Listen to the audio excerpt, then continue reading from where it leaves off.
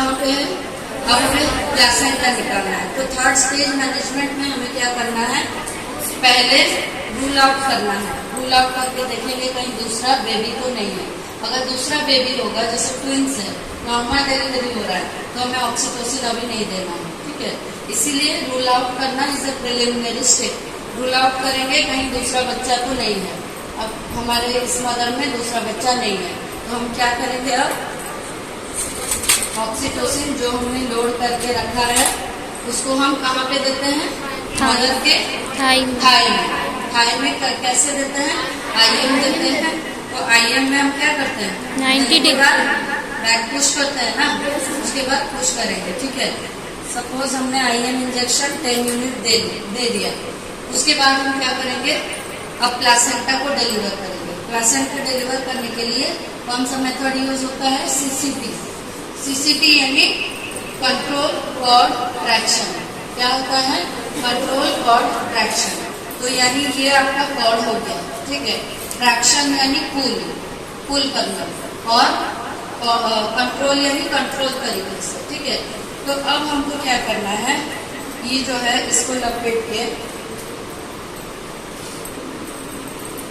हमें मदर के कहाँ तक ले जाना है, पूरा पेरिनियम तक ले जाना है, ठीक है। उसके बाद हमें क्या करना है, माँ के एक हाथ हमारा यहाँ पे रहेगा, मदर के एब्डोमेन पे, ठीक है। और हमको इसको अननेसेसरी खींचना नहीं है, ये ध्यान रहे, हम जस्ट ऐसे पकड़े हैं, अभी हम खींच नहीं रहे हैं, ठीक है। तो इसको पकड़ने के बाद हम मदर के एब्डोमेन पे हाथ देके देख रहे हैं कि कॉन्ट्रैक्शन आ रहा है। जैसे ही कॉन्ट्रैक्शन आया, कैसा फील होगा, कॉन्ट्रैक्शन आया हार्ड फील होगा। जैसे ही हमें फील हुआ हार्ड, हमको क्या करना है, एक हाथ से यूट्रस यहाँ पे है ना, ये वाला थोड़ा ऐसे इसको ऐसे पकड़े हैं, यहाँ एब्डोमेन पे हाथ दिए हैं, ये हमारा यहाँ पे अब यूट्रस पूरा आपको फील होगा, ठीक है।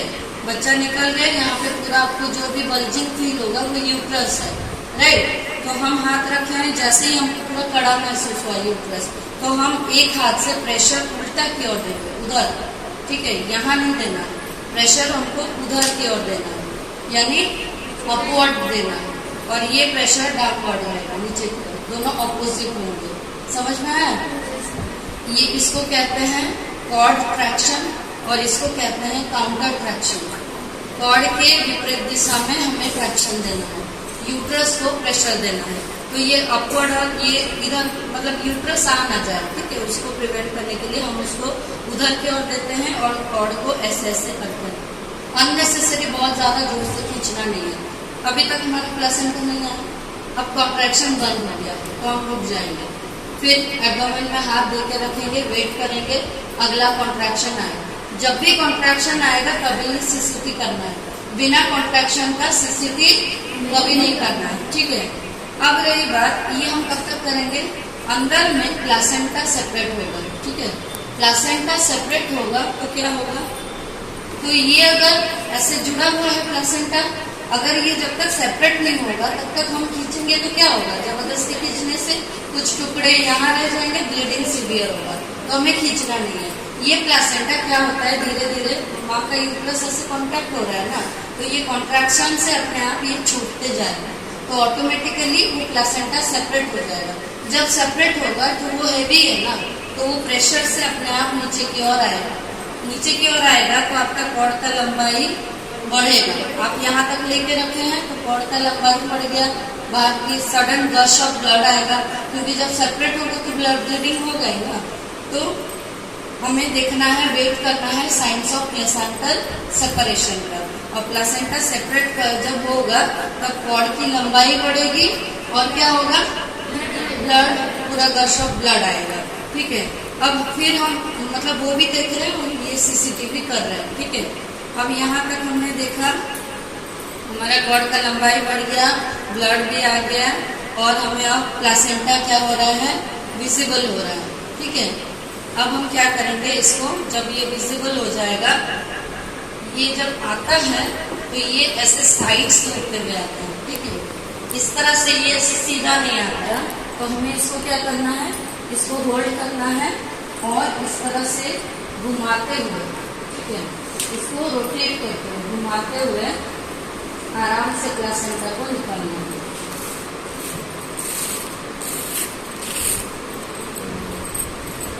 घुमाते हुए निकालना है, ठीक है। ऐसे स्मूथली निकालना है ताकि इसमें मेम्ब्रेन लगा हुआ रहता है, वो मेम्ब्रेन कुछ रह ना जाए। तो जैसे ही हमने निकाला इसको हमने अभी किडनी ट्रे में रख दिया और तुरंत हमको क्या करना है, मसाज करते रहने से क्या होगा, यूट्रस कॉन्ट्रैक्ट रहेगा। ये बहुत इंपॉर्टेंट स्टेप है। हमें यहाँ पे आप क्रिकेट बॉल जैसा हार्ड फील हो रहा है यूट्रस, हमको यूट्राइन मसाज करते रहना है इसमें, ठीक है।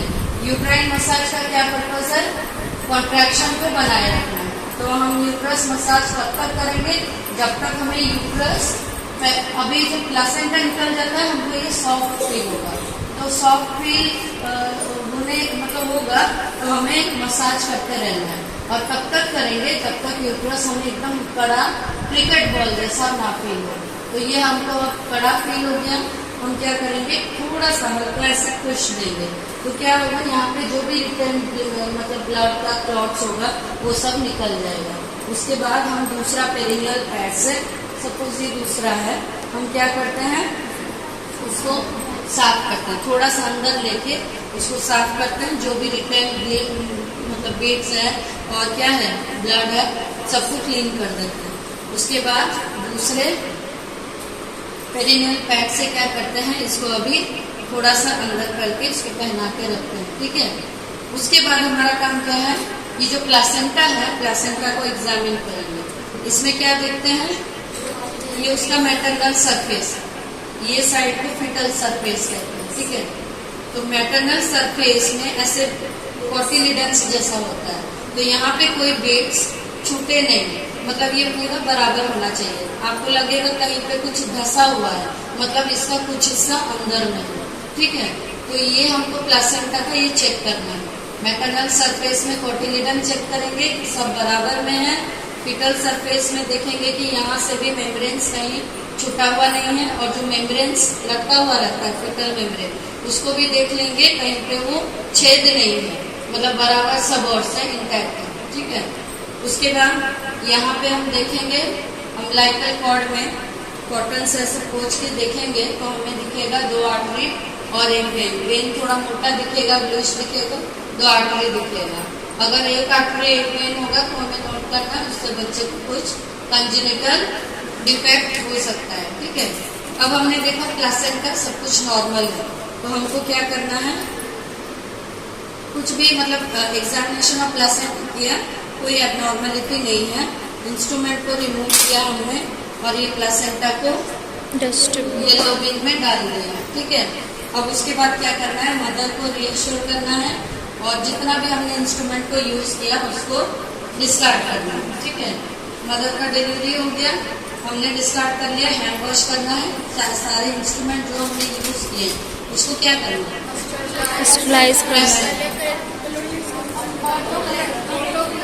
बोलो, क्लोरीन सोल्यूशन में पहले डालना है, ऑटोक्लेव में तो बाद में जाता है। जैसे ही हमने अभी यूज किया है, इसमें ब्लड वगैरह सब कुछ लगा हुआ है ना, तो इस इंस्ट्रूमेंट को एक 0.5% क्लोरीन सोल्यूशन का घोल बना रहता है लेवल में, उस घोल में उसको ले जाके डालना है। कितना देर के लिए, 10 मिनट के लिए। डालने के बाद इसको कहते हैं डीकंटामिनेशन। डीकंटामिनेशन कितना देर तक करना है, 10 मिनट तक करना है। किससे करना है, 0.5% क्लोरीन सोल्यूशन से करना है, ठीक है। ये सारे इंस्ट्रूमेंट को जब 10 मिनट में डीकंटामिनेट किया, उसके बाद हमें क्या करना है, मतलब धो देना है, नॉर्मल टैप वाटर में धो देना है।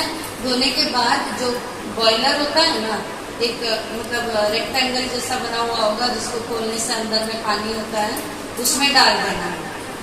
बॉयलर में 30 मिनट्स के लिए डालने के बाद अब इस इंस्ट्रूमेंट को हम ऑटोक्लेव के लिए भेज सकते हैं। समझ में आया ना? तो ये तो हो गया। उसके बाद यहाँ पे हमने और क्या क्या यूज किया, जैसे सिरिंज है, उसको किस में डालना है, पंक्चर प्रूफ कंटेनर में। जो भी कॉटन या पेरिनियल पैड जो मतलब ब्लड लगे हुए हैं उसको येलो में डालना है, ठीक है। प्लासेंटा को भी येलो में डालना हो गया। यहाँ वेज मैटर